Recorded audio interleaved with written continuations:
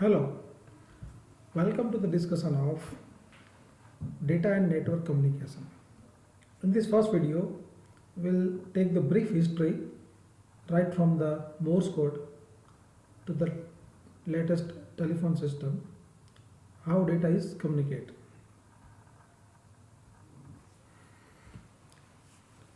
In our basic lifestyle, when we come across a digital device or digital technology or data communication technologies, we heard few frequently used words like baud rate, modems, cellular phone, TCP/IP protocol, ATM, ISDN, etc. So in this subject, we will have brief knowledge about the basic technologies, the protocols, few methods which used for unidirectional or bidirectional communication. So to start with, the first ever data communication was happened in 1832. It is Morse code and it is on the name of Marconi. Marconi has proposed this first model and it was used in the World War to send some secret messages from a land to a ship, and that World War II was a major world war on the sea. It is a proud moment for Indians that actually first wireless communication was proposed by Dr. J.C. Bose. J.C. Bose sir has present a practical demonstration of wireless communication. But as he was not greedy to make a patent and earn a money, for a number of years the invention of wireless communication was recognized in the name of Marconi. But in last decade, the scientists and the world has understood and realized that it was a J.C. Bose who is a real hero behind the first thought of wireless communication. So to move forward, to understand Morse code is nothing but a language which consists of letters, numbers and punctuation marks together called alphanumeric. Each alphanumeric character is assigned a character code which is a combination of dash and dots. And finally, the combination of dash and dots is transmitted through CWK, which is called continuous wave keying, and it is in the audible form. I mean, the frequency used are audible. So the Morse code table are something like this. You can see the device which is used to transmit the Morse code. This is the handle. When you press this handle, it will make a dot and dash as per the length of press which we are pressing this handle. If you see carefully, this A is characterized by a dot and dash, B is characterized by a dash dot dot, so on. So all characters are not specified with equal length of code, but a code is given a least length, a minimum length as per its probability of generation. So most probable code is given less number of length and the least probable code is given more number of length.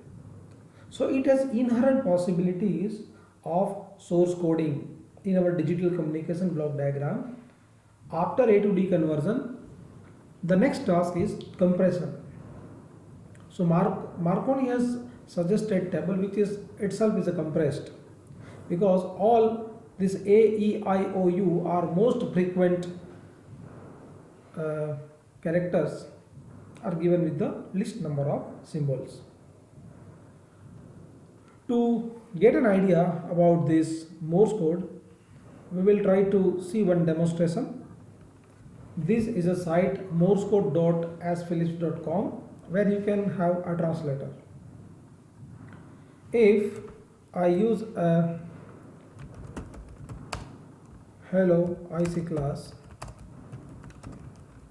how are you? If I want to send this using Morse code, so these are my characters. Let me add some digits. Today's date is 12th January 2017. So when I press this translate button, these characters are converted into the Morse code, and these notations represent a space between two Morse code. So you can see for H there are 4 dots, for E there is a 1 dot, for L there is a dot, dash, dot, dot, again for L, dot, dash, dot, dot, for O 3 dash, and so on. The moment I press play button, it will shows its audible form in which it is transmitted through continuous wave keying. So let us listen a Morse code for hello IC class, how are you, 12/01/2017.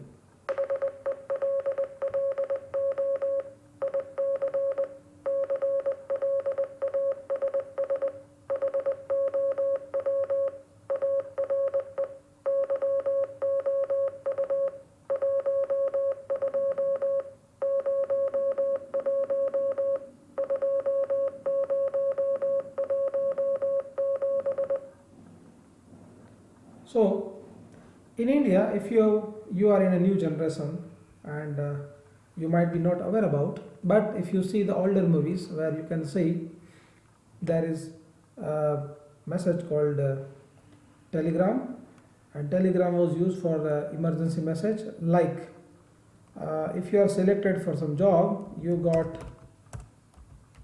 selected, join urgent, and it is been translated into the Morse code, and then it is transmitted through this audible tone from one exchange to another exchange, where it will be decoded as well.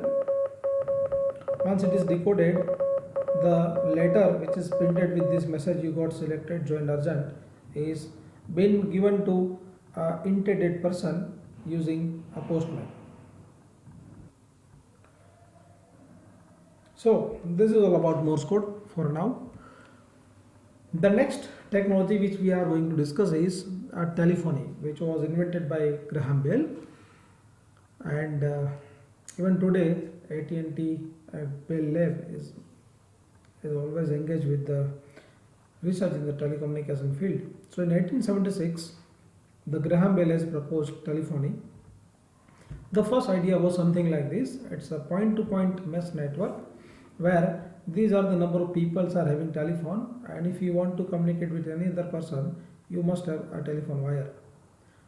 But the idea was not too longer work, because as number of people increase in this network, let's say there is a 25 people, it need 24 wires to be connected from your home, which is not feasible. So the idea comes like switching center. So one in the center of city there is an office where you are connected, other people also connected to the office, and as and when you want to communicate, it has been connected in the office itself. So you need only one cable to connect it, that is up to the telephone office, and that is called telephone exchange or switching system comes into the picture. The first switching system was a manual operator based. So a person sitting here, and these are the slots which is connected to the number of people's home. When a 20 number user want to communicate with a 42, the wire has been connected into the telephone exchange by this manual operator, and when your talk is finished, this wire has been disconnected. So this was the manual operator switching system, which has lot of disadvantage, and one businessman suffered by a lot of loss because a person can listen and he was losing his tender. So he himself tried to invent a new telephone exchange where the person should not be there. That was the Stroger switching system, and Stroger switching system was based on electromechanical arrangement. And by the time, because of wear and tear and other issues, new telephone exchange came into the picture, that is called crossbar switching system, which was used by the relays, and it was used so many years. And then after invention of all these digital communication technologies and processor speed, the stored program control computerized telephone exchange came into the picture, which is running now and having a lot of advantage. But this was about the telephony voice communication. The moment when we want to use this telephone network for our data communication, we need one device. That device is called modem, because our telephony network was made for the voice communication while our computer is producing a data into the digital terms. So we need some intermediate to convert this analog to digital and digital to analog, or more precisely I should use word, any non-telephony data to telephone compatible data, and vice versa. So here you can see a person who's having telephone line can be connected to telephone, and at the same time it is connected to the modem device, which is connected to a digital device. So it is intermediate between digital device and telephone line. So this is journey of telephone exchange, and later on the telephone system used for the digital communication, for the data communication. Then after in intermediate there was a device called teletype machine or telex, which is connected through telephone line, and now dash and dots are replaced by 1 and 0 binary patterns. So electromagnetic relay is replaced by accent keys, and accent keys are having all these frequently use our ABCD to Z and 0 to 9.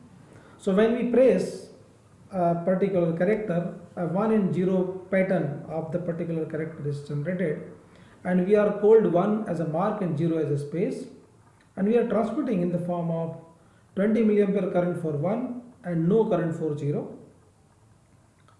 At another side it is got printed the same message. Now the machine which is compatible to the telephone line, looking heavy into the size, and it has other disadvantages also, like it was slow, noisy, it consumes huge power, so on. So by the time it was replaced by a telephone network, when the moment we use this communication, the one term called beat per second comes into the picture, and it is called baud rate. Now baud rate is nothing but a measure of rate at which the binary data are transmitted and received. When we say like a liquid, we want to measure the liquid, but the measurement is liter. So similarly, our measure is beat rate and measurement is beat per second. So beat rate and baud rate are having a similar understanding, but there is a minor difference we need to understand is when the raw binary data is generated is of actual information is called bit rate. When it is added some overhead bits, some extra bits to make the communication successful, the rate at which we are transmitting into the medium is called baud rate. For example, right now I am speaking in the microphone, and my microphone is connected to the computer.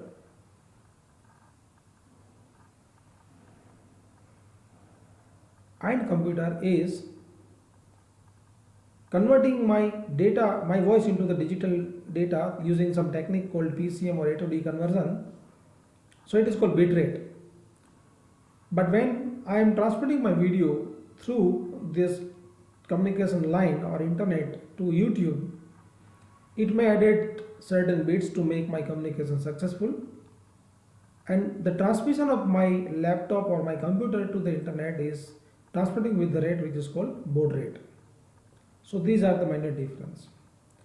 There is a word called symbol per second that is used for group of bits to define as a symbol, and transmission rate is called symbols per second. This is end for this video, and probably next video we will discuss about the basic architecture of data communication. Thank you.